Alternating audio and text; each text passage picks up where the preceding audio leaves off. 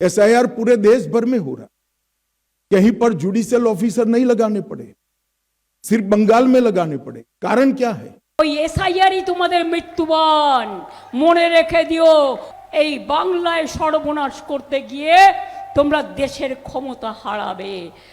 এসআইআরে কত নাম বাদ পড়বে, কত নাম থাকবে, কার ভবিষ্যৎবাণী ফলবে, কে টার্গেটের কত কাছাকাছি পৌঁছবে, এই নিয়ে জল্পনা কল্পনা লড়াই যুদ্ধের মধ্যেই মমতা বন্দ্যোপাধ্যায়ের দিকে শনিবাসরীয় দুপুরে বড় প্রশ্ন ছুড়ে দিলেন অমিত শাহ। यही चुनाव के अंदर तमिलनाडु में भी एसआईआर हुआ, कोई कोर्ट केस नहीं हुआ। केरल में भी एसआईआर हुआ, कोई कोर्ट केस नहीं हुआ। तमिलनाडु में डीएमके की सरकार है, केरल में कम्युनिस्टों की सरकार है। बंगाल में ऐसा क्या हुआ कि सुप्रीम कोर्ट ने जुडिशियल ऑफिसरों को लगाना पड़ा?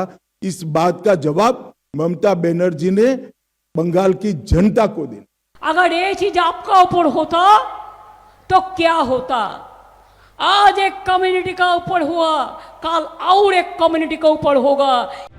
এখানেই থেমে যায়নি লড়াই, মুখ্যমন্ত্রীর দিকে আরো বড় অভিযোগ ছুড়ে দিয়েছেন অমিত শাহ। आपके डिस्ट्रिक्ट मैजिस्ट्रेट निर्भीक रूप से काम नहीं किए, इसलिए सुप्रीम कोर्ट ने जुडिशियल ऑफिसर्स को लगाना पड़ा है। আমি জানি এদের বজ্জাতি, এরা চায় সব ভোটারদের নাম কেটে দাও, শুধু বিজেপি থাকবে আর কেউ থাকবে না, দেশটায় শুধু একটাই দল থাকবে, শুধু বিজেপি খাবে আর কেউ খাবে না। ভোটের আর এক মাসও বাকি নেই, এসআইআর নিয়ে লড়াই যুদ্ধ চলছেই।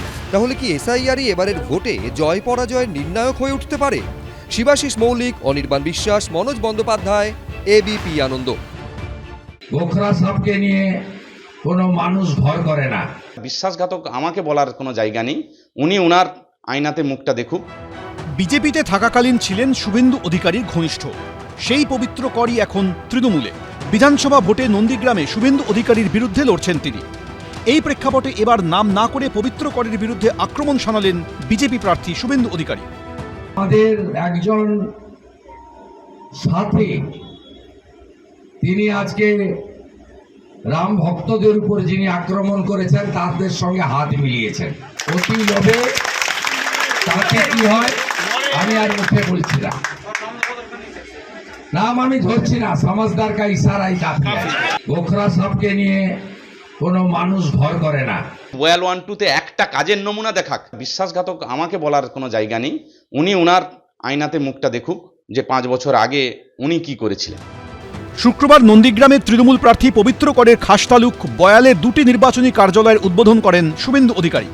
আমি আপনাদের কথা দিয়ে যাচ্ছি, এই ব্যক্তির জন্য যার প্রতি আমার ভালোবাসা ছিল, তিনি যে কাজটি আমার সঙ্গে করেছেন, আমি বিচারের দায়িত্ব গণদেবতা জনতা জনার্দনকে দিয়ে গেলাম।